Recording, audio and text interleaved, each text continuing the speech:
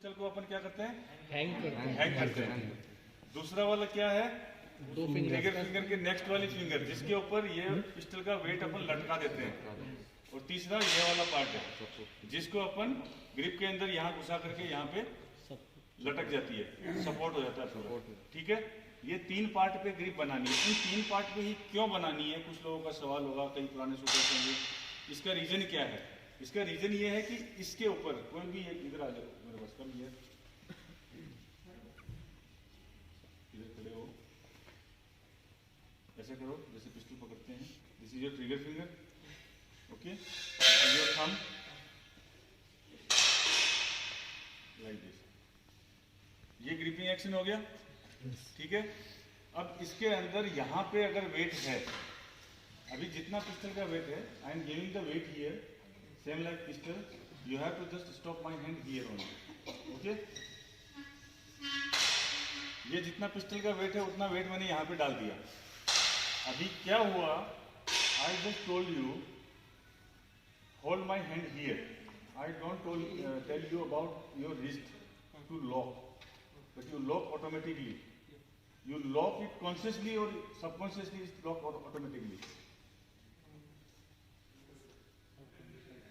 It's locked automatically or you just try to lock it automatically. Understand? अगर यहाँ हम wait डालेंगे तो हमारी कलाई ऑटोमेटिकली लॉक हो जाएगी। समझ में आया? Yes, sir. इसलिए यहाँ पे वेट डालते हैं, ठीक है। If you give the pistol's weight here, your wrist will automatically lock. Okay, you no need to put effort to lock the wrist and hold the pistol.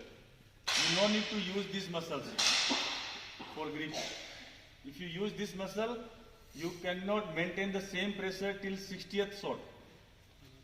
Your muscle will tire after maybe 15, 25, 30, 35 shot. Everybody have different body conditioning. So, उनकी body जैसे जैसे थकेगी muscle, उनकी gripping action change होता जाएगा, group का zeroing जो है वो चेंज होता जाएगा। उसके बाद में क्या होगा, ग्रुप शिफ्ट होना शुरू हो जाएगा। शूटर को लगेगा कि मेरी तो सेम क्लिक है, सेम सब कुछ है, अभी मैं क्लिक देने से भी डर जाता है, तो वो क्लिक भी नहीं देगा। तो उसके लिए ग्रिप का एक जैसा होना बहुत जरूरी है जॉइंट, ठीक है। तो इसलिए इसको यहाँ से पकड़ा जाता है। दूसरी चीज, पूरा जो लपेट के ग्रिप को पकड़ते हैं वो क्यों नहीं पकड़ना चाहिए, इसके अंदर आपका लॉजिक आएगा स्पोर्ट्स साइंस का जो आपको पढ़ाया गया है। पूरा ग्रिप अगर हम लपेट के पकड़ रहे हैं तो क्या होगा, एक तो हमने पूरा फिंगर और ये मसल यूज कर लिया, पूरा फिंगर यूज किया। अब फिंगर यूज करते ही ये मसल इन्वॉल्व हो जाती है, ठीक है। तो ये थकेगा और ये हर शॉट में एक जैसा नहीं रहेगा, हर कंडीशन में एक जैसा नहीं रहेगा। आप अगर साइटर में हैं तो आपका ये मसल अलग रहेगा, मैच स्टार्ट होते ही अलग रहेगा, मैच के बीच में अलग रहेगा, फाइनल में अलग रहेगा, टाई शूट हो गया तो अलग इमोशन होगा, अलग प्रेशर होगा। तो आपकी जो है ये मसल्स और ये मसल क्या पूरी बॉडी ही अलग रिएक्ट करेगी, ठीक है। आपकी बॉडी आपकी कमांड में नहीं रहेगी, मसल्स कहना नहीं मानेगी, एकदम ब्लाइंड हो जाता है आदमी। तो इसलिए भी ये जरूरी है। थर्ड चीज जो फिर से इसी स्पोर्ट्स साइंस से रिलेटेड है, आपका ये जो हिस्सा है सेंटर डेंजर जोन, बताया था मैंने एक पीपीटी के अंदर, डेंजर का निशान बनाया था यहाँ पे। ये इसलिए कि जब भी आदमी डरता है कोई भी, तो उसकी पल्स रेट बढ़ती है, स्वेटिंग स्टार्ट होती है, तो यहाँ पे धड़कन शुरू हो जाती है, बॉडी का हर हिस्सा धड़कने लग जाता है, एक एक रोम रोम में उसको पल्स रेट महसूस होती है। नॉर्मली आदमी को यहाँ महसूस होगी, यहाँ होगी, यहाँ नर्व्स पे होगी, लेकिन जब वो अंडर प्रेशर होता है तो पूरा मुंह लाल, ब्लड का फ्लो एकदम फास्ट और यहाँ पे पल्पिटेशन शुरू हो जाता है। ये पल्पिटेशन अगर आपने ग्रिप को एकदम लपेट के पकड़ा हुआ है तो यहाँ की धड़कन कहाँ घुसी, ग्रिप के अंदर घुसी, और ग्रिप के अंदर घुसी तो ग्रिप के ऊपर ही बैरल लगी हुई है, तो क्या होगा, ग्रिप का मूवमेंट स्टार्ट हो जाएगा। ग्रिप का मूवमेंट स्टार्ट होगा तो दिमाग क्या बोलेगा कि पिस्टल ज्यादा हिल रही है, अभी ट्रिगर मत दबाओ, ट्रिगर दबाए तो शॉट खराब जाएगा। तो शूटर क्या करता है उस कंडीशन के अंदर, ट्रिगर डिले करना शुरू कर देता है। डिले करने से क्या होगा, ब्रीथिंग घुट गया, दिमाग में थॉट्स आने शुरू हो गया, आंख का फोकस एक जैसा नहीं रहा, पूरा सिस्टम खराब हो गया, पूरी सीक्वेंस बिगड़ गई हमारी। तो ये समझ में आया लॉजिक इसका? ग्रिप के बारे में कोई डाउट? 3 पॉइंट्स पे लिया, ग्रिप को ढीला पकड़ा, इसको टच करने की कोशिश नहीं करनी है, ये एकदम होलो रहना चाहिए यहाँ से, ठीक है। अगर ये वाले स्टाइल में आप ग्रिप पकड़ेंगे जो 3 पॉइंट से मैंने बताया, तो ये ऑटोमेटिकली होलो ही रहेगा, इसके अंदर पूरा जो है पूरा खाली है यहाँ से, समझ गए? कोई डाउट इसमें? No sir. ओके। इसके बाद में आ गया अपना, जैसे ही पोजीशन ले लिया, ग्रिप पकड़ लिया, उसके बाद नेक्स्ट पार्ट क्या होता है? लिफ्टिंग, पिस्टल को उठाना। ठीक है, अशोक इधर आ जाओ। पिस्टल को उठाना है कैसे? ब्रीदिंग के साथ में। ठीक है, ब्रीथ इन, उठाया, और एक्सहेल करते हुए धीरे धीरे नीचे आना है। तो ये सिर्फ लिफ्टिंग का पार्ट है। लिफ्टिंग के अंदर सिर्फ क्या चीज है कि सांस लेते हुए पिस्टल को उठाना है, छोड़ते हुए नीचे आना है। ये हो गया लिफ्टिंग। अब लिफ्टिंग होते ही वहीं से एक कार्रवाई स्टार्ट हो जाती है अपनी, साइड का अलाइनमेंट। तो जैसे ही अपना लिफ्ट पूरा हो लिया कि अपने को यहाँ तक उठाना है, तो वहीं पे अपन ने क्या किया? साइड को मिला दिया और ट्रिगर की जो फिंगर है उसको अपन ने प्लेसमेंट शुरू कर दिया कि मेरे को ट्रिगर कहाँ प्लेस करना है। तो ट्रिगर का राइट प्लेसमेंट क्या है? ये जो फर्स्ट पेरवा है, जो फर्स्ट कट है अपना, इस कट के अंदर यहां से लेते हैं, इस कट के इधर से, ना कि इधर, इस कट से इधर को रहना है। जितना पिस्टल का ट्रिगर वेट हल्का उतना इधर को बढ़ता जाएगा। एयर राइफल के शूटर यहां से टच करके दबाते होंगे, फ्री पिस्टल वाले भी यहां से दबाते हैं, और अपना एयर पिस्टल वाले कई लोग यहां से दबाते हैं, कई यहां कॉर्नर टच कर देते हैं। वही 25 मीटर में थोड़ा इधर आ जाता है। 32 का जब आजकल वेट 1000 ग्राम हो गया, पहले जब 1500 ग्राम था तो उसको भी थोड़ा इधर से दबाते थे। और जो हैवी 9mm से फोर्सेस के अंदर पिस्टल यूज होती है, वो लोग यहाँ से पुश करते हैं, ट्रिगर को पुल करना पड़ता है। जो बड़ी स्नाइपर गन्स हैं, जितना हैवी ट्रिगर है 5 किलो 8 किलो, तो वो यहाँ से, क्योंकि यहाँ से ज़्यादा ताकत लगा सकते हैं। तो 500 ग्राम ट्रिगर के लिए हमें ज़्यादा ताकत की जरूरत नहीं है, तो यहाँ से दबाएं अपन। समझ में आई? ट्रिगर प्लेसमेंट अपन ने कहाँ ढूंढी? उठाते ही यहाँ पे ट्रिगर प्लेसमेंट ढूंढ लिया अपन ने। ठीक है, ट्रिगर प्लेसमेंट ढूंढने के बाद में साथ ही साइड अलाइन किया और धीरे धीरे नीचे आना स्टार्ट हो गए। अब नीचे आना स्टार्ट हुआ, उसके साथ साथ क्या हुआ? साइड तो अपनी अलाइन है ही है, ट्रिगरिंग साथ ही शुरू कर देनी है वहीं से। कुछ लोग क्या करते हैं, एमिंग एरिया में आने के बाद ट्रिगर को स्टार्ट करते हैं। पहले बहुत बढ़िया अच्छी स्मूथ होल्डिंग है, उस होल्डिंग के अंदर लेके आगे, और जैसे एमिंग एरिया में ट्रिगर दबाना शुरू किया तो आपने मूवमेंट की। वहां पे सबसे ज्यादा स्टेबिलिटी कब चाहिए? एमिंग एरिया में। और एमिंग एरिया में आके ही आप ट्रिगर को स्टार्ट करोगे तो क्या होगा? मूवमेंट स्टार्ट हो जाएगी, क्योंकि आपने फिंगर को मूव किया है। लॉजिक समझ रहे हो? तो क्या करना है, उस मूवमेंट को एमिंग एरिया में नहीं देना है। 90% ट्रिगरिंग एमिंग एरिया में आने से पहले खत्म हो जानी चाहिए हमारी। ट्रिगरिंग एंड एमिंग एक साथ होती है, अलग अलग पार्ट नहीं है। इसलिए मेरे हर लेक्चर में, हर पीपीटी में, हर जगह पे मैंने ट्रिगरिंग और एमिंग अलग अलग कॉलम में नहीं लिखा है, ट्रिगरिंग एमिंग साथ में ऐड किया है मैंने। Please note it down in your diary. ठीक है, अभी सुन लो, सबके पास एक एक चीज फिर एक एक चीज मैं लिखवा भी दूंगा, और पीपीटी भी है अपने पास, उसको शेयर कर देंगे। पीपीटी में भी चेक करना। ठीक है, क्लियर हुआ ये? लिफ्टिंग किया, ब्रीथ इन करते हुए, एक्सहेल करते हुए नीचे आए, नीचे आते आते अपन साइड को भी अलाइन कर रहे हैं। ट्रिगर जो फिंगर का प्लेसमेंट है वो सही कर दिया, और ट्रिगर को दबाना शुरू कर दिया।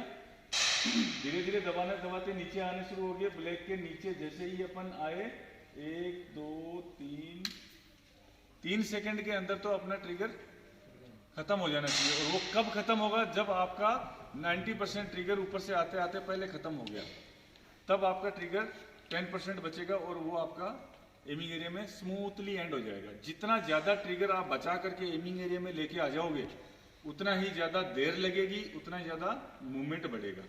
और मूवमेंट बढ़ेगा तो हर आदमी इतना इंटेलिजेंट है कि बढ़े हुए मूवमेंट के अंदर ट्रिगर को नहीं दबाएगा।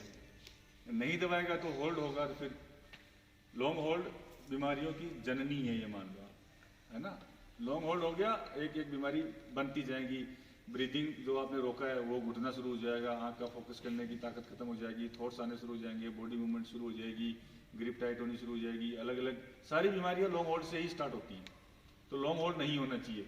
अब लॉन्ग होल्ड नहीं होना चाहिए इसका मतलब ये भी नहीं है कि पहले तो दबाया नहीं और ब्लैक के नीचे आते टक करके खींच दिया आपने, तो उसमें भी जर्क लगेगा। क्लियर है यहाँ तक? एक्सहेल करते हुए धीरे धीरे नीचे आए अपन। ब्लैक के नीचे जैसे ही अपन पहुंचने वाले हैं, अपना फोकस चेंज होना चाहिए थोड़ा। यहाँ पे अपना फोकस साइड पे ज्यादा जाना चाहिए।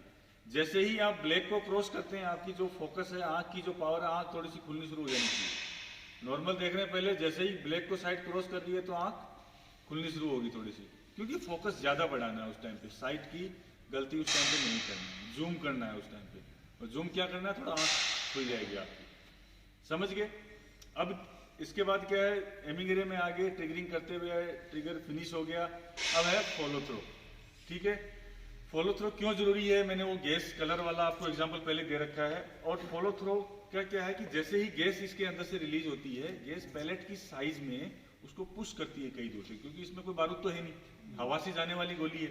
तो उसको जब वो पुश करती है आगे की तरफ, उससे पहले जैसे टक हुआ, हमने डाउन कर लिया, तो वो गैस का जो धागा निकला है, जो धागे की शेप में गैस निकली है, वो उस पैलेट के डायरेक्शन को चेंज कर देगी। तो आपने सही रिलीज किया, बट अर्ली डाउन करने से आपने उस डायरेक्शन को चेंज कर दिया, वो शॉट 10 जाने वाला 9 चला गया। तो इसलिए फॉलो थ्रो जरूरी है। दूसरा क्या है, फॉलो थ्रो करने से आपको ये आइडिया भी कंफर्म हो जाएगा आपका शॉट गया किधर है। आपको आइडिया लग जाता है कि मेरा इधर गया है। तो इसमें दो चीजें, एक तो ये है कि आपने एकदम सही रिलीज किया, सही कॉल किया शॉट को कि मेरा एकदम सेंटर 10 गया, लेकिन वो नहीं गया, 10.0 लगा। तो अब आपके पास दो ऑप्शन है कि आपकी गलती थी या गलती नहीं थी, आपको क्लिक देनी है कि नहीं देनी है। तो फॉलो थ्रो अगर आप करोगे तो आपको ये कंफर्म हो जाएगा कि मेरा शॉट सेंटर रिलीज हुआ था और सेंटर ही लगा है। लेकिन आप अगर अंदर से कॉलिंग द शॉट जो आती है, वो ये आती है कि मेरा शॉट सेंटर रिलीज हुआ था, लेकिन मेरा 3 o'clock 10.0 लगा है। तो आप क्या है, श्योर शॉट हो कि आपको एक क्लिक देनी है। समझ गए? तो क्लिक देने के लिए आपको डिसीजन लेने के लिए इजी हो जाएगा अगर आपने फॉलो थ्रो ठीक से किया है तो।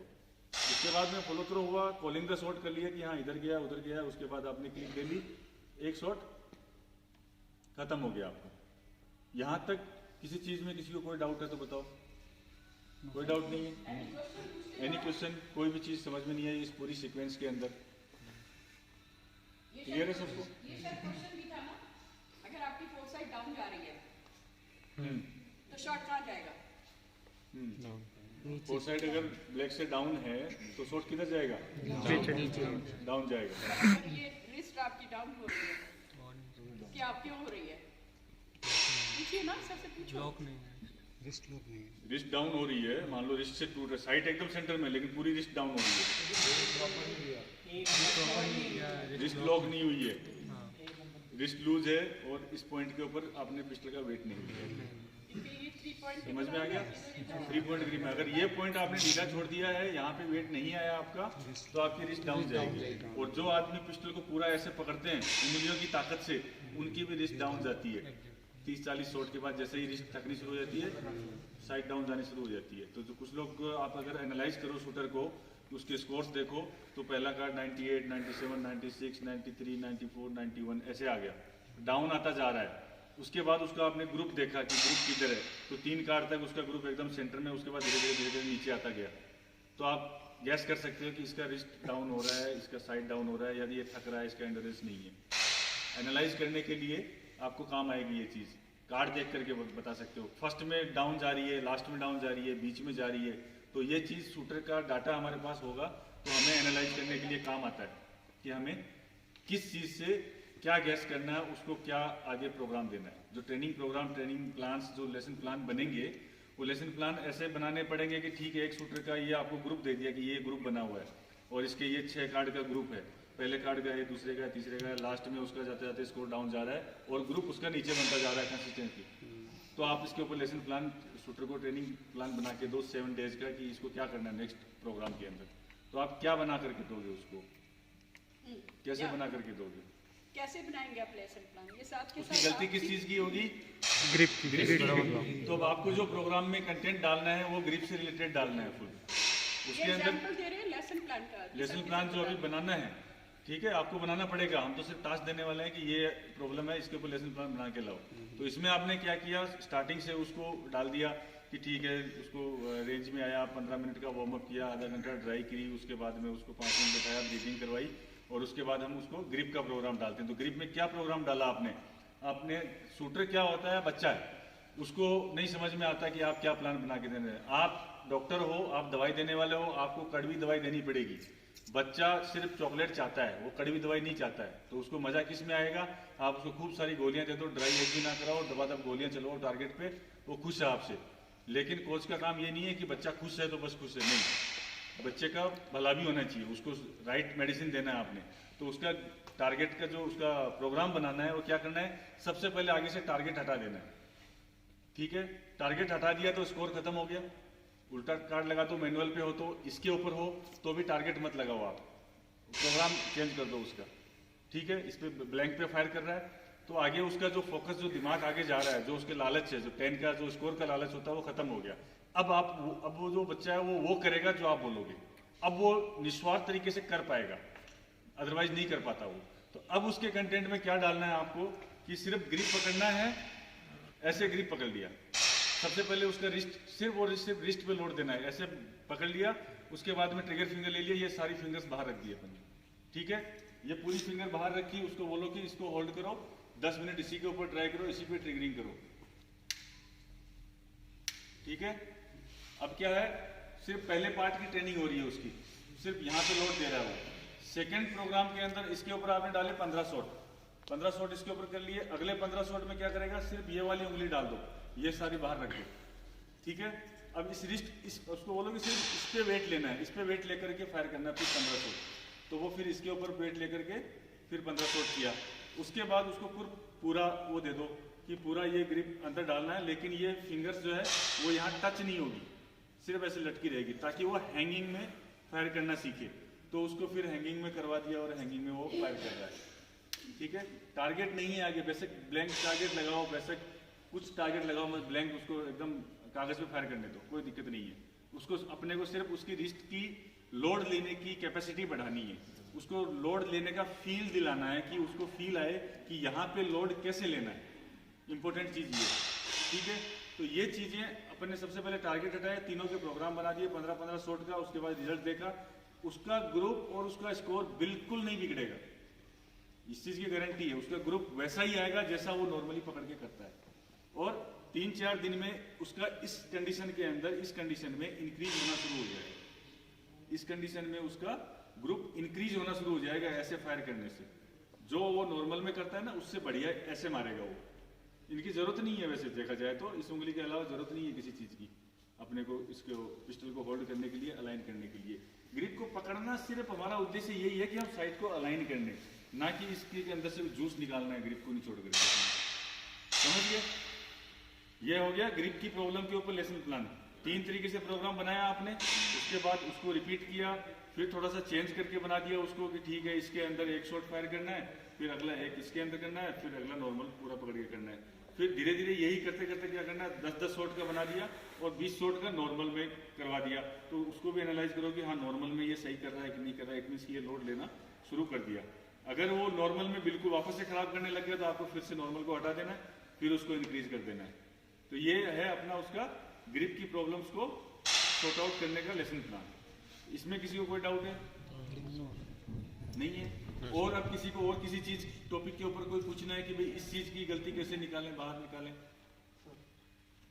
पोजीशन जो आपने 90 डिग्री वाले बताया, इसके अलावा भी पोजीशन होती है जो 45 डिग्री का पिस्टल वाला, जो आप 25 मिनट नहीं वही एयर वाले, हाँ जैसे अपने बोला कि हाँ जैसे ऐसे करते हैं, हाँ तो उसके बारे में थोड़ा सा बता दो कि वो सुटेबल है क्या?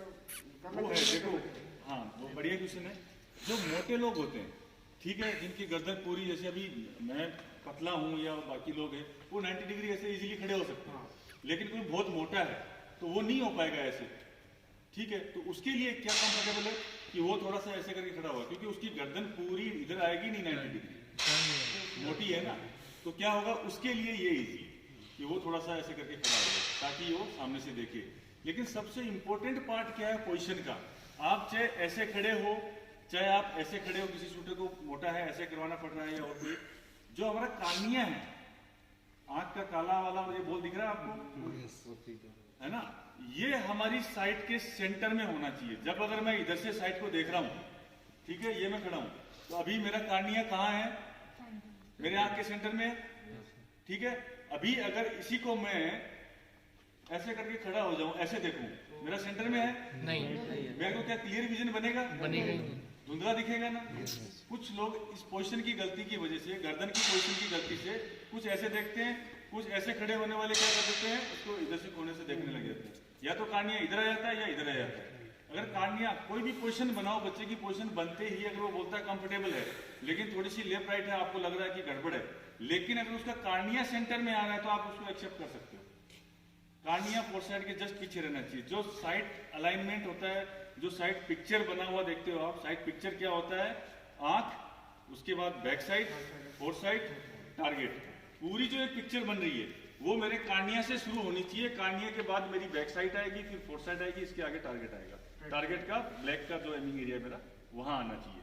अगर ये मैं इधर से देख रहा हूं इस रॉन्ग, कोई डाउट? नो ठीक है। तो पोजीशन के अंदर सेकेंडरी जो चीज देखते हो, अगर किसी बच्चों किसी कोई डिसेबिलिटी भी होती है, किसी की मसल्स बॉडी कोई ज्यादा पतला है, कोई मोटा है, कोई वीक है, तो उसको थोड़ा बहुत अपने को कंफर्ट के लिए लेफ्ट राइट देना पड़ता है। दिया हमने माना, लेकिन इससे ज्यादा नहीं कि उसका कार्निया डिस्टर्ब हो जाए। कार्निया एकदम स्ट्रेट रहना चाहिए। तो this is called in aiming में भी आ गया आपका ये एमिंग का पार्ट भी है। ओके, ठीक है। मतलब जो आपको अगर एमिंग अलाइनमेंट जो बोला था ना, अलाइनमेंट, वो अलाइनमेंट के अंदर ये चीज सेम है। इसीलिए सीधा खड़ा होने से आपको क्या है, ये इसको क्यों हमने मूव किया था, इसको मूव करने से कार्निया मूव नहीं हुआ हमारा। जो बोल रहे थे ना कि इसको क्यों नहीं मूव करे, इसको मूव करते ही कार्निया मूव हो जाएगा हमारा, क्यों गर्दन की पोजीशन चेंज हो जाएगी। 0 पॉइंट अलाइनमेंट यही होता है। 0 पॉइंट अलाइनमेंट इसीलिए इंपॉर्टेंट है। ठीक है, ठीक है। बॉडी का अगर बैलेंसिंग सही है, मैक्सिमम स्टेबिलिटी अगर हमें मिल गई, तो उसके बाद हमारा काम इजी हो जाएगा पिस्टल को होल्ड करना। सबसे प्रायोरिटी क्या है, पिस्टल होल्ड होनी चाहिए। ट्रिगरिंग, एमिंग, साइड सब कुछ बाद में तो कर पाओगे, पिस्टल ही होल्ड नहीं हो रहा है, गलत पोजीशन बना के खड़े हो गए, पिस्टल ही ऐसे नाच रहा है, तो ट्रिगर कैसे दबेगा? कितना अच्छा शूटर हो वो नहीं कर पाएगा। तो इसलिए पोजीशन लेते टाइम पे ये ध्यान रखना है। बच्चे को पहले पूरा सेफ्टी वगैरह चेक करके उसके बाद बोलो कि आप एम करो, और उसके बाद एम करके आप सामने जा करके उसको देखो कि कार्निया उसका सेंटर में आ रहा है कि नहीं आ रहा है।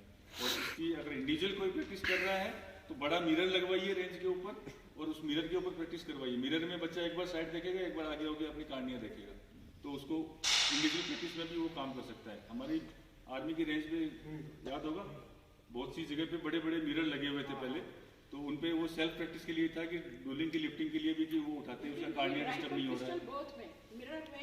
ठीक है, तो ये इसीलिए करवाया जाता है। कई लोग पूछते हैं कि रेंज पे इतना बड़ा मिरर क्यों लगा हुआ है, वो इसलिए लगा हुआ है कि वो अपना पोजीशन चेक कर सके, अपना कार्निया स्ट्रेट है कि नहीं है वो बॉडी चेक। पोस्चर पता चलता है, अलाइनमेंट कार्निया से रिलेटेड कोई सवाल और कोई किसी चीज का डाउट? एमिंग हो गया आपका, ग्रिपिंग हो गया, ट्रिगरिंग का हो गया, ट्रिगर फिंगर की प्लेसमेंट बता दी इनको। ट्रिगर में अगर ट्रिगर फिंगर प्लेसमेंट बता दें, ट्रिगर में अगर कोई शूटर मान लीजिए ये टारगेट है आपका, ये टारगेट है और ये वाला शॉट मार रहा है, बार बार यहाँ पे शॉट मार रहा है, तो क्या लॉजिक है, क्या रीजन है? रिस्ट भी लॉस नहीं हो सकती है और साइड डाउन देख रहा है। ट्रिगर में सिलेक्टिव भी जो लेफ्ट साइड टचिंग हो रही है, लेफ्ट साइड टच हो रहा है ट्रिगर में, रिस्ट भी और साइड भी ड्रॉप ट्रिगर साइड डाउन जा रही है।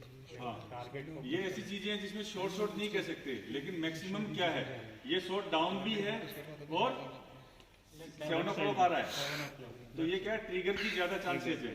आप पिस्टल को उठा करके जर्क मारोगे ना, जल्दी से झटके से ट्रिगर दबाओगे तो शॉट इसी डायरेक्शन में जाएगा, क्योंकि जैसे जर्क लगाओगे पिस्टल इधर आएगा, क्योंकि इसकी टेंडेंसी क्या है, जल्दी ज्यादा इजीली मुड़ने की। इधर है, इधर नहीं जाएगा, ये हाथ ये मुड़ेगा तो इधर इजीली मुड़ेगा। ठीक है, इसकी टेंडेंसी है नीचे आने की, ऊपर जाने की नहीं है। तो इसकी टेंडेंसी क्या है, फास्ट इधर आने की, ये इधर नहीं जाएगी, इधर आएगी। तो क्या है, शूटर जिसकी होल्डिंग अच्छी नहीं होती है या जो ज्यादा स्कोर कॉन्शियस हो जाता है, जैसे ही उसकी साइड यहाँ पे आती है वो क्या करता है, आगे दबा दे जल्दी, तो वो क्या है, कैच करते हैं। वो 10 की क्या करते हैं, हंटिंग करने लग जाते हैं। इस हंटिंग, इसको हंटिंग बोलते हैं कि 10 हंटर है। तो जैसे ही 10 पे साइट आती है वो क्या करता है, जल्दी दबाने की कोशिश करता है, जल्दी दबाते ही साइट हिल जाती है, क्योंकि ट्रिगर कहाँ पे लगा हुआ है हमारा, बैरल के नीचे ही है ना। इसमें जर्क लगेगा तो सबसे पहले क्या हिलेगी, बैरल हिलेगी। इसको अगर फोर्सफुली अपन जल्दी दबाएंगे तो ये इधर आएगी। ठीक है, क्योंकि इसका प्रेशर हम किधर को मार रहे हैं, इधर को मार रहे हैं, तो ये क्या करेगी, इसको इधर खींच के लाएगी। तो अगर यहाँ पे बार बार शॉट आ रहे हैं इस डायरेक्शन में या इस डायरेक्शन के अंदर, इधर 7 to 8 o'clock डाउन साइड, ठीक है, इधर टारगेट के 7 to 8 o'clock अगर शॉट आ रहे हैं तो मतलब ट्रिगरिंग की गलती कर रहा है। ठीक है, अगर ग्रुप अच्छा बन रहा है, इधर बार बार एक ही जगह आ रहे हैं, तो ट्रिगर की गलती है सिर्फ। अगर ग्रुप कभी 10 कभी इधर, कभी 10 कभी इधर, तो मतलब कभी कभी उसकी रिस्ट टूट रही है, कभी नहीं टूट रही है, कभी ठीक चला रहा है, कभी नहीं कर पा रहा है। तो इसमें आप क्या लेसन प्लान दोगे उसको बना करके कि किसी बच्चे में ट्रिगर की मिस्टेक आ गई है तो उसको कैसे ट्रेनिंग कैसे रेक्टिफाई करोगे? आपने आइडेंटिफाई कर लिया कि ट्रिगर की प्रॉब्लम है, अब उसको 7 दिन का प्रोग्राम देना है आपने, तो क्या प्रोग्राम बनाओ, कैसे डालोगे उसके 7 दिन के प्रोग्राम में? फर्स्ट डे का मैं बताऊंगा रीडिंग के साथ ट्रिगरिंग को कंटिन्यू करना जो आपने फर्स्ट बताया। बिल्कुल continue करेगा। बॉल होल्डिंग कर सकते हैं हम, जैसे वो आ रहा है वैसे प्रैक्टिस के लिए। ट्रिगर फिंगर प्रॉपर्ली रखना, ट्रिगर प्लेस हर बार एक जैसा ट्रिगर प्लेस रखना। Oh very good. और शूट टाइमिंग फिक्स करना है, उसको बताना कि अपन जो तेरा टाइम आ रहा है उसको नोट करो और उसी के अकॉर्डिंग वो ट्रिगरिंग करो। नोट नहीं करेगा, नोट आपको हाँ करना है। मतलब उसको बताएंगे। वो तो शूटर तो मैं बोल रहा हूँ ना, उसको सिर्फ चॉकलेट चाहिए, मेडिसिन देने वाले आप हो, मुंह में ठोकनी पड़ेगी कि ले बेटा इसको खा। वो उसको हार्ड प्रोग्राम अच्छा नहीं लगेगा। आपको ट्विस्ट भी करना है कि उसको मजा भी आए करके, और आपका काम भी हो जाए, उसका काम भी हो जाए, उसकी प्रॉब्लम भी सोल्व हो जाए। इतना बोरिंग प्रोग्राम मत दो कि शूटर को लगे कि ये कोच कहाँ से आ गया है, ये तो मेरे को मतलब पूरे दिन ऐसे ही उठा के खड़ा कर रखा है, आप पूरे दिन ड्राई करा रहे हो, उससे ट्रीटिंग करा रहे हो। नहीं, इतना इंटरेस्टिंग बनाओ। दवाई को भी इतना अच्छे से रेपर के अंदर देना है कि उसको मजा आए कि क्या बात, क्या दवाई दी है। तो इसमें क्या करेंगे, सबसे पहले हम वही टारगेट हटा दिया, उल्टा टारगेट लगाया या ब्लैंक टारगेट कर दिया। उसके बाद स्कोरिंग का हमारा जो उसका थॉट है वो खत्म हो गया। उसके बाद क्या करना है, ट्रिगर का जो पुल है यहाँ से, ये जो स्क्रू है इसको एंटी क्लॉक घुमाना है, ट्रिगर का लेंथ लंबा हो जाएगा। इसकी जो टेंडेंसी है ना, इसको जो चलाने का तरीका है, आप लोग वो स्कूटी मोटरसाइकिल सब चलाते हैं, ठीक है, गाड़ी चलाते हैं, कुछ स्कूटी चलाते हैं, मोटरसाइकिल चलाते हैं। या जेंट्स के बारे में हम बात करें तो पेन जब भी हम लेते हैं, पेन हम यहाँ रखते हैं अगर शर्ट पहना हुआ है तो, ठीक है। मोबाइल होता है इधर रखते हैं, वॉलेट होता है इधर रखते हैं। कभी किसी मैन को देखा वॉलेट को यहाँ रखे हुए? नहीं देखा है। ये नेचुरल हैबिट बन गई उसकी। यहाँ जाएगा, मोटरसाइकिल स्टार्ट कर रहे हैं तो वो इस हाथ में अगर उसका सेल्फ है तो वो यहीं से स्टार्ट करेगा, स्कूटी यहाँ से स्टार्ट करेगा, ब्रेक ऐसे दबाएगा। कभी देखा है कि इस वाले ब्रेक को दबाने के लिए इस हाथ से आके दबाया और उसने अगर गियर डालना है मोटरसाइकिल में तो वो सिर्फ पंजे का यूज करता है। कभी एड़ी से दबाते हुए देखा है किसी को? नहीं देखा है ना। अगर इंडिकेटर इस साइड में है, गाड़ी का स्टीयरिंग के पास इंडिकेटर है, तो इस हाथ से आके दबाता है कोई? क्यों नहीं करता है वो ऐसा? क्योंकि उसकी हैबिचुअल एक्शन बन गया। वो बार बार वैसा ही करे, क्योंकि उसने अपने आप को हजारों बार वैसी ट्रेनिंग दे दी है। समझ गए हो आप? हाँ, रिपीटेशन, बार बार रिपीटेशन सही चीज की, तो उसकी रिपीटेशन करवानी है हमें, उसको आदत डालनी है, ठीक है। इन उंगलियों को आदत क्यों पड़ी, इन चीजों की, इस अंगूठे को हॉर्न बजाने की, इसको सेल्फ स्टार्ट करने की, इसकी आदत क्यों पड़ी? क्योंकि हमने इनको ट्रेन किया। अब इसको पता है, जैसे बाइक पे बैठे पता है चाबी डाल दी स्टार्ट करना है, तो ये अंगूठा अपने आप हरकत में आएगा कि मेरे को सेल्फ लगाना स्टार्ट करना है। ये अंगूठा नहीं आएगा कभी भी, हथेली से नहीं दबाओगे आप उसको, नहीं करते हो। समझ में आया लॉजिक? क्योंकि हमारी बॉडी को आदत पड़ गई है उस चीज को करने की, इसलिए वो वैसा करता है। तो हमें क्या करना है, इस ट्रिगर फिंगर को इतना ट्रेन करना है कि किसी भी कंडीशन में, कितने भी प्रेशर में हो, कितने भी खुशी में, गम में, साइटर में, मैच में, टाई शूट में, वर्ल्ड कप में, ओलंपिक में, ये ट्रिगर फिंगर वैसा ही रिएक्ट करे जैसा आपने ट्रेन कर दिया। चाहे आप कॉन्शियसली यहाँ प्रेजेंट हो या सबकॉन्शियसली शूटिंग अपने आप बॉडी कर रही है, या कहीं थॉट आगे कहीं भी चले गए, लेकिन इसकी ट्रेनिंग इतनी होनी चाहिए, ऐसी होनी चाहिए कि ये उस दिए हुए टाइम में अपना ट्रिगर खत्म कर दे। समझ गए? इसकी ट्रेनिंग अभी कैसे स्टार्ट करनी है, इसका फर्स्ट पुल थोड़ा सा लंबा करना है, ठीक है, ताकि इसको मूवमेंट मिले, इसकी मसल्स को मूवमेंट मिले, बच्चा मूव करना सीखे। बहुत छोटा ट्रिगर बना दिया तो उसको पता ही नहीं चलेगा कहाँ से दबाना स्टार्ट हुआ, कहाँ खत्म होगा। उसने प्रेशर दिया, वहीं खत्म हो गया, तो उसका डर नहीं निकलेगा ट्रिगर फिंगर का कभी भी, वो ट्रिगर से डरेगा हमेशा। समझ गए? तो इसकी लेंथ बढ़ा दी। लेंथ बढ़ाने के बाद क्या किया, उसको एक इतनी बड़ी ब्लैक लाइन खींच दी, जो मार्कर पेन आता है ना, मान लीजिए कि इसकी मोटाई की एक लाइन खींच दी, ठीक है। उसके बाद जो पहले पुराने 25 पैसे आते थे, देखे होंगे सबने, बिंदी लगाती हैं औरतें, उतना बड़ा ब्लैक डॉट लगा देना है यहाँ पे। जो स्टिकर भी आते हैं 25 मीटर में चिपकाने के लिए, वो वाला स्टिकर उस लाइन के नीचे लगा देना है। कहाँ लगाना है? वो लाइन दीवार पे खींच दी और इसके नीचे यहाँ पे वो स्टिकर आपने लगा दिया, ठीक है, पेस्ट हो गया। वो आपका टारगेट है, ये आपकी लेंथ है। तो आप क्या किया, शूटर को खड़ा कर दिया, उसके ऊपर यहाँ तक उठाएगा, यहाँ से ट्रिगर दबाना स्टार्ट करेगा, दबाते दबाते लेके आया और उस डॉट के नीचे आया, टक, फायर हो गया। एक बार में 5 बार का टारगेट दो। यहाँ से फिर स्टार्ट किया, लेके आया, टक, फिर उठाया, फिर लेके आया, टक, फिर उठाया, फिर लेके आया, टक। इसके ड्यूरिंग उसका ब्रीदिंग पैटर्न वैसा ही चलेगा। जैसे ही फायर हो गया, फिर उसने ब्रीथ इन किया, गया, फिर साइड अलाइन किया, ट्रिगर दबाना शुरू किया, लेके आया, टक, फायर हो गया। इससे क्या होगा कि उसका जो ट्रिगर फिंगर का जो एक तो डर है, जो मसल है, वो खुल जाएगी, उसको आदत पड़ जाएगी। हैबिचुअल होना चाहिए। हमें आर्टिफिशियली पूरी जिंदगी शूट नहीं करते रहने। हमें नेचुरल शूटर बनना है। नेचुरल शूटर बनाने क्या करना पड़ेगा, उसके अंदर नेचुरली वो चीज इतनी फीड कर दो, इतने क्लियर कर, एकदम क्रिस्टल क्लियर आपकी टेक्निक होनी चाहिए कि क्या करवा रहे हो, क्यों करवा रहे हो। तो कई बार बच्चे को नहीं पता चलेगा कि ये प्रोग्राम मेरे को क्यों दिया, लेकिन आपने गेस किया कि इसमें ये प्रॉब्लम है, आपने तुरंत बीच में ही प्रोग्राम चेंज कर दिया, थर्ड डे चेंज कर दिया, नहीं अभी ये नहीं, यहाँ से ये स्टार्ट होगा। बच्चा बोलेगा क्यों, बोला नहीं चुप रहो, ये करो। तो ये कोच का डिसीजन, आपको एनालाइज करना है कि भाई ये बीच में इसको प्रॉब्लम आनी शुरू होगी, तो मैंने बीच में 20 शॉट इसके डाल दिए। तो समझ के इससे क्या हुआ, इसकी जो फ्री मूव करने की जो पावर है, जो डर है उसका निकल गया, उसको कॉन्फिडेंस आ गया कि हाँ मैं ट्रिगर दबा रहा हूँ और मेरा पूरा, नहीं तो क्या होगा, आप उसको बोलोगे रनिंग में दबाते दबाते ट्रिगर लाओ, उसको डर लगा रहेगा कि मेरा ऊपर ना निकल जाए, मैं पहले ही फायर ना हो जाए, वो डरेगा, क्योंकि दबाते हुए नहीं लेके आएगा।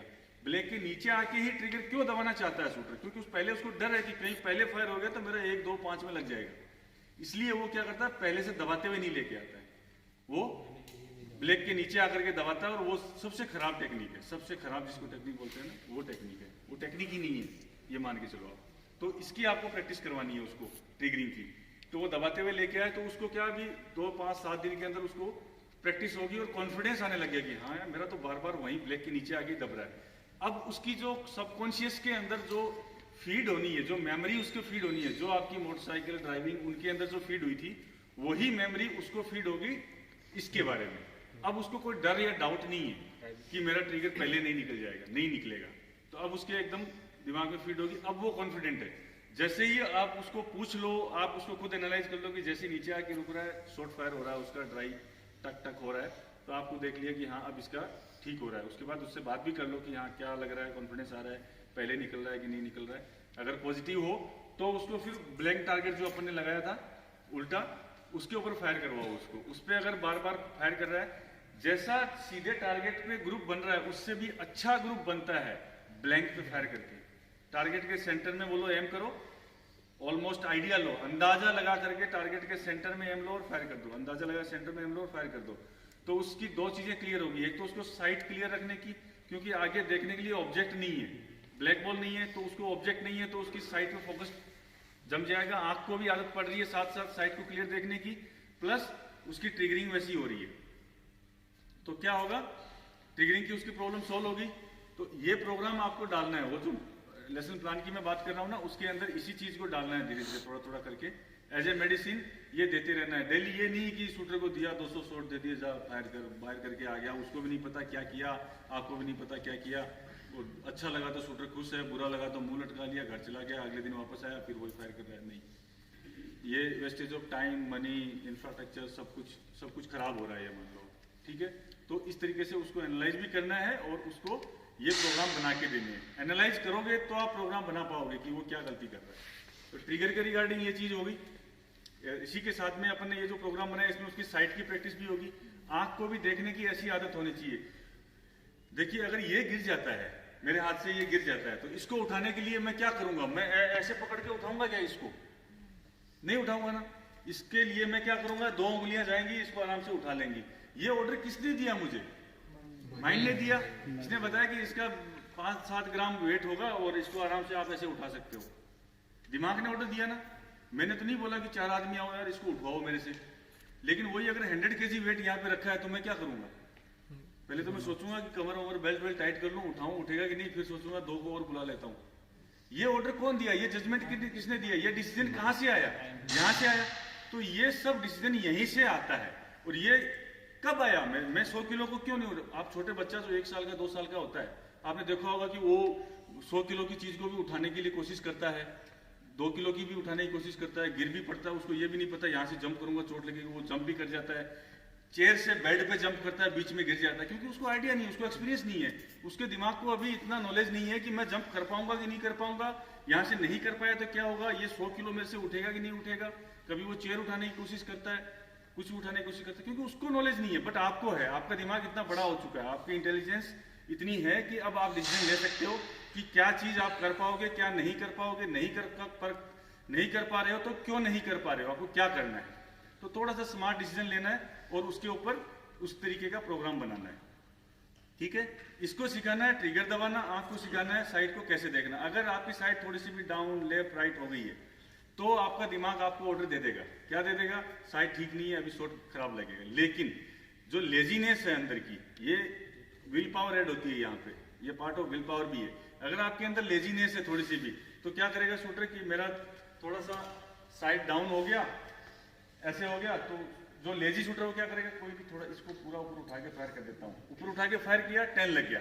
अब ये क्या है, ये एक छलावा है, ये लालच है। एक बार इस गलती से 10 लग गया तो अगली बार शूटर क्या करेगा, अरे पिछली बार भी तो लगा था, अगली बार भी डाउन थोड़ी सी उठा के कर देता हूँ, उसमें फिर क्या होगा, 8 लग जाएगा। तो आपने एक गलती से एडवांटेज मिली, अगली डिसएडवांटेज मिलेगी, और आपकी प्रैक्टिस, जो आपकी परफेक्ट प्रैक्टिस होनी चाहिए वो नहीं हुई, आपकी विल पावर कमजोर पड़ेगी।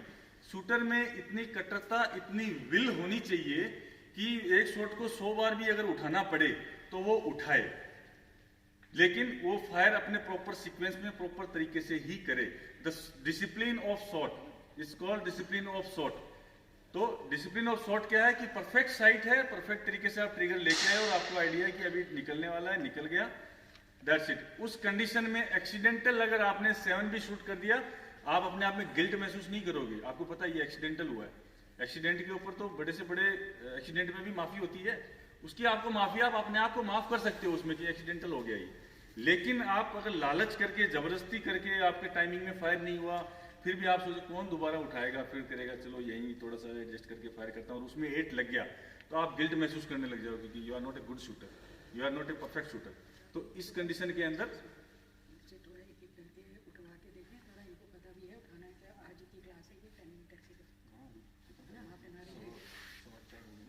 हाँ ठीक है, तो ये चीज क्लियर होगी।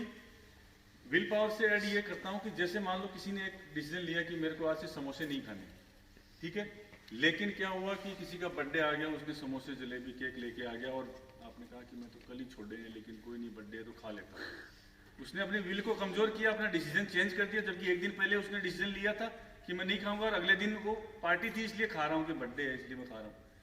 वो शूटर यहां भी गलती करेगा, वो यहां भी लेजी बनेगा। If you are lazy, you are always a lazy. अगर आप पर्सनल लाइफ के अंदर लेजी हैं, आप डिसीजंस को चेंज करते हैं, आपके अंदर फ्लेक्सिबिलिटी है, आप यहाँ भी फ्लेक्सिबल बनोगे, यहाँ भी आप पूरे पूरे शॉट 10 नहीं मार सकते हो। तो इसलिए जो जितना बड़ा शूटर है, आप देखिए उसके उतनी बढ़िया दिनचर्या है, उतना बड़ा डिसिप्लिन है, उसको क्या खाना है, कब उठना है, डॉट टाइम पे उठता है। अगर बुखार भी है तो उठेगा, वैसे रनिंग ना करे, उठेगा, बैठेगा, मुंह हाथ धोया, फ्रेश किया, कोई नहीं बैठा मैं अनुलोम विलोम करूंगा, लेकिन उठेगा। ये उसकी विल पावर, ये उसको शक्ति देती है, पावर देती है। ये पावर किसी मेडिसिन से नहीं आएगा, किसी किताब को पढ़ने से नहीं आएगा, ये डिसिप्लिन को फॉलो करने से आपके अंदर चीज आएगी। तो शूटर्स की विल बहुत अच्छी होनी चाहिए, ये इसके अंदर विल पावर का जितना रोल है उतना और किसी चीज के अंदर नहीं है। सब कुछ परफेक्ट है, लेकिन विल कमजोर है तो बाकी सारी चीजें जीरो है। अंडरस्टैंड? अब अपन एक एक करके फायर करेंगे। गर्ल से शुरू करें, आप आके अपना गर्ल्स से शुरू करो, आ जाओ। पिस्टल की गर्ल्स कौन कौन है, आ जाओ। और दूसरी कहाँ है, प्रियंका, ठीक है, वो हाँ राइफल है ना, राइफल, वो सरिता, आ जाओ दोनों।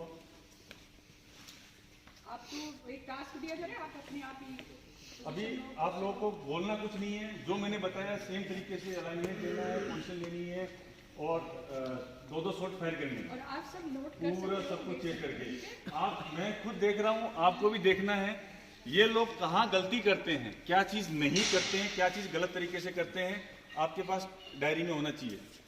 Write down in your diary, ठीक है, कि जो चीज ये गलत कर रहे हैं वो आप नोट करोगे, क्योंकि 1 नंबर ने, 2 नंबर ने ये चीज गलत की थी, आपने ठीक करना है। समझ गए? चलो इधर आ जाओ, देखो इनको सामने से। ये आपके ट्रेनिंग से आप सिखा रहे हो, चलो स्टार्ट करो आप। उसकी गलती को कैसे पकड़ना है आपने। और just go through this safety also, safety को भी बहुत ध्यान में लेकर के चलना है आपने, ठीक है?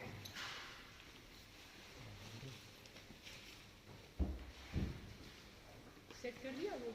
हाँ रेडी है, टारगेट रेडी है।